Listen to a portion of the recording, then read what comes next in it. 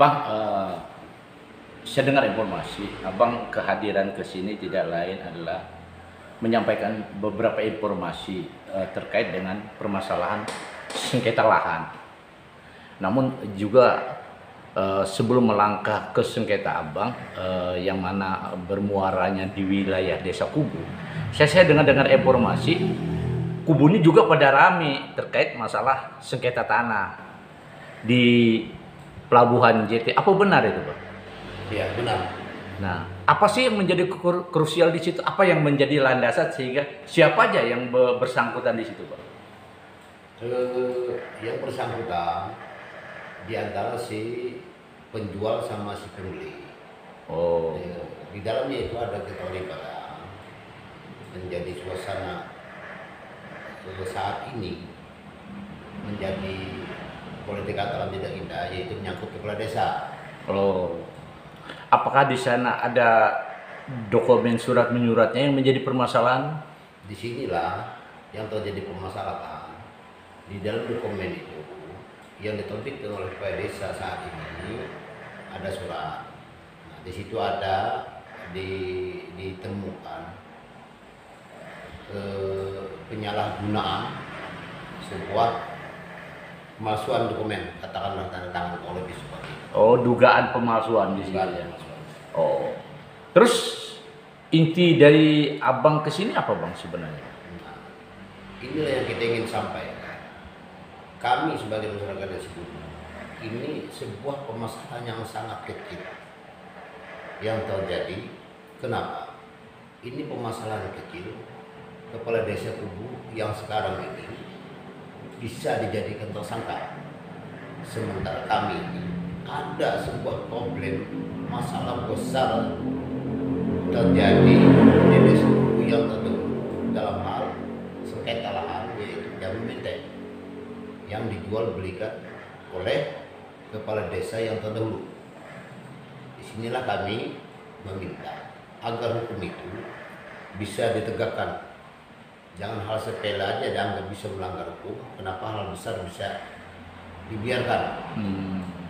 Berarti ada dugaan dalam sengketa lahan juga yang mana kelompok Abang sebagai Jambu Mente yang dulunya menggarap, ternyata ada perusahaan lain yang menguasai dengan dasar ada pembelian gitu ya. Nah, untuk saat ini tingkat koordinasi Abang sudah kemana aja untuk saat ini? Di saat ini kami sudah melakukan koordinasi dari kecamatan bahkan ke dinas kehutanan. Nah, disinilah yang kami sangat melihat sebagai masyarakat desa Kubu di dalam sebagai kelompok bahwa si pembeli, boleh dikatakan yang kami tahu si PBJA mengklaim membeli atas dasar apa mereka membeli di situ, sedangkan pada saat itu ada moratorium, itu kan tidak bisa diterbitkan SKT. Nah, disinilah kami menganggap ini adalah perbuatan seorang yang mafia tanah pada saat ini. Jadi ada dugaan untuk menjual tanah tanpa prosedur yang jelas gitu ya. Jelas sekali itu, prosedur itu tidak jelas.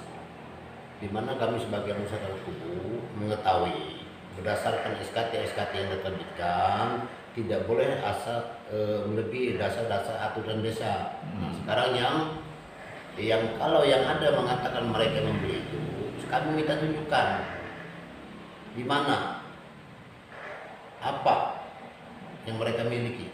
Jadi Dasar apa? kebenaran hak untuk seseorang memiliki dokumen surat itu harus jelas gitu ya. Ya, harus jelas. Kami ingin tahu di dalam itu kalau ada SKT, orang-orang mana di dalamnya itu yang menjual ke pihak perusahaan itu. Karena di situ adalah hak tanah kelompok kami. Apakah ini ada dugaan dokumen dipalsukan atau kayak apa, Bang? Kalau di sini kami bukan hanya menduga, kami memastikan, karena saya sudah melihat semuanya. Karena dari tahap tahun 2014 itu semuanya itu dokumen dipalsukan. Berarti terindikasi dipalsukan ini ya. Ya. Oke. Mungkin harapan apa, Bang? Harapannya kita yang memiliki lahan di situ, anggota masyarakat yang memiliki lahan di sebuah kelompok yang meminta itu agar sesuai dengan surat dari Dinas Kehutanan juga yang kedua kali sudah disampaikan ke lewat mungkin ke CPBJ ini untuk dihentikan agar menghentikan pengerjaan situ, lahan itu kembali kepada kami sebelum kami sebagai kelompok ini bisa boleh dikatakan tidak inginlah kita ini terlalu jauh membuat hukum rimba. Kita ingin perjelas kalau itu kami kembalikan, kalau hak beliau silakan ambil. Lebih seperti itu. Berarti artinya dengan harapan diusut tuntas ini. Diusut tuntas. Oke. Semestinya kalau memang hukum sudah tidak ini lagi, maka kami ingin minta agar semuanya ini diusut tuntas. Berarti Bapak sudah cross check ke kecamatan dan dibenarkan oleh pihak camat gitu ya? Iya. Di kehutanan juga itu wilayah dari 2014 bahkan di tahun 2002 juga sudah memberikan peringatan lagi. Nah disinilah yang mereka benar-benar saya katakan orang ini kebal hukum. Oke, siap. Oke, terima kasih Bang. Demikian informasi beberapa warga Desa Kubu datang ke kantor kita. Saya dengar informasi kan berarti masalah Kubu ini kan termasuk krusial nih, polemik ya. Sebenarnya apa yang menjadi momok Bang? Kalau dari sudut pandang Firman? Ya kalau dari segi pandang saya masalah lahan yang ada di daerah pelabuhan itu kan sama-sama berkepentingan. Padahal masalah itu masalah kecil. Kenapa sampai dari pihak mungkin kepala desa kami lah itu bisa jadi masalah, tuduhan jadi masalah itu. Tapi yang lebih penting lagi, hal yang lebih besar itu masalah lahan kelompok kami yang ada di Desa Kubu itu, kelompok tani Jambu Mente. Itu dijual belikan juga oleh oknum kepala desa yang dulu. Sedangkan lahan itu juga lahan termasuk status kawasannya hutan HP. Dan di saat itu juga 2012, 13, 14 itu kan ada moratorium dari dua bupati, Bupati Paujang dan Bupati Pak Bambang. Harapan saya semoga dalam hal ini tentang lahan kami itu semoga diusut tuntas. Itu harapan saya. Oke, terima kasih. Abang juga selaku mantan BPD Desa Kubu ya. Nah, melihat dari permasalahan ini, kira-kira apa sih yang menjadi salah satu ukuran yang sehingga ini menjadi momok gitu, Pak? Jadi begini, kalau menurut saya, tadi dikatakan oleh teman-teman tadi kan, masalah pisaunya yang di tubuh itu masalah kecil ya. Kayak antara pihak perorangan dan perorangan kan, sehingga melibatkan kades kami jadi tersangka. Ya sebenarnya itu hal kecil itu. Kenapa hal-hal yang besar seperti kelompok yang meminta ini itu seakan-akan tidak ada yang merespon di situ masalah hukum. Nah seharusnya hukum itu jangan tebang pilih, kecil besar harus khusus sampai tuntas. Itu kira-kira. Terima kasih, Pak. Bang, dari sudut pandang Pian, apa sih yang menjadi momoknya ini, Bang? Ini menurut saya permasalahan yang ada di desa ini tentunya masalah lahan. Setahu saya, sepengetahuan saya, yang sekarang ya heboh-heboh di kadesnya tersangka itu menurut saya masalah kecil saja. Tapi ini ada di belakangnya ada masalah yang besar. Kami sebagai kelompok yang Mente, kenapa ini dibiarkan oleh hukum? Seharusnya hukum ini jangan tumpang pilih urusan hukumnya. Apa kata orang tajam di bawah, tumpul di atas. Nah, kami mengharap diusut tuntas masalah ini. Nah, termasuk yang momente kami itu mau dikembalikan. Oh, oke. Siap, makasih Pak. Saya dapat informasi ini ada yang namanya kelompok tani jambu mente, yang mana mereka sudah cukup lama informasinya. Akan tetapi saat ini mereka tidak bisa bergerak karena ada pengusaha atau perusahaan yang menduduki di lokasi itu untuk menanam dulunya termasuk buah naga informasi ini. Nah, sehingga ini terjadi overlap antara masyarakat dengan si perusahaan itu. Masyarakat mengaku itu lahan dia karena mereka berdasarkan dari dulu ada, akan tetapi perusahaan juga mempunyai hak di sana karena dia asal usul lahannya membeli. Nah, sampai sejauh mana ini Bang untuk menyikapi ini? Ya, memang benar adanya kelompok jambu mente ya, kelompok petani jambu mente. Ya, saya tidak lupa tahunnya tahun berapa itu membentuk kelompok mereka. Dan rencananya itu akan mengembangkan jenis tanaman jambu mente ya, karena untuk memanfaatkan lahan yang kosong di kubu itu cukup luas, nah, sehingga masyarakat bergerak untuk memanfaatkan lahan tersebut dan membentuk kelompok tani atau kelompok tani jambu mente gitu. Dan proses sudah mulai jalan, sempat jalan gitu kan. Mereka sempat melakukan penggarapan lahan gitu kan. Tapi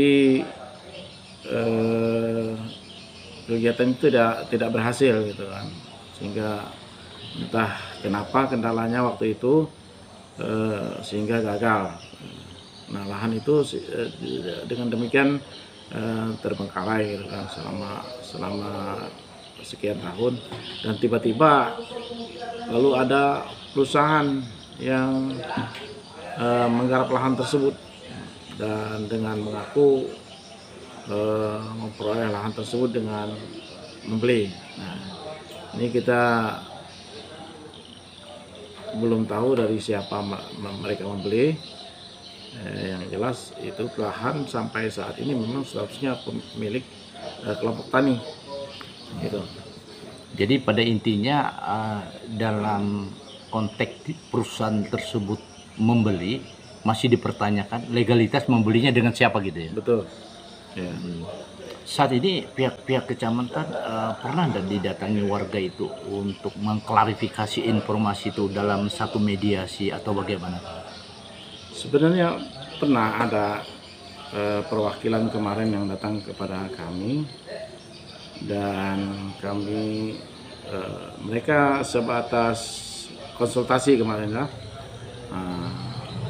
Kemudian kami suruh mereka untuk mengajukan permohonan secara tertulis ke kecamatan untuk meminta mediasi, tetapi sampai saat ini mereka tidak ada mengajukan permohonan tersebut, dan saya dengar sudah permasalahannya bergulir di mediasi di tingkat Kehutanan. Dinas Kehutanan, KPHP ya. Iya. Nah, saya dengar juga informasi dari yang kita dapatkan informasi, cuman kebenarannya masih dipertanyakan juga. Saya dengar perusahaan tersebut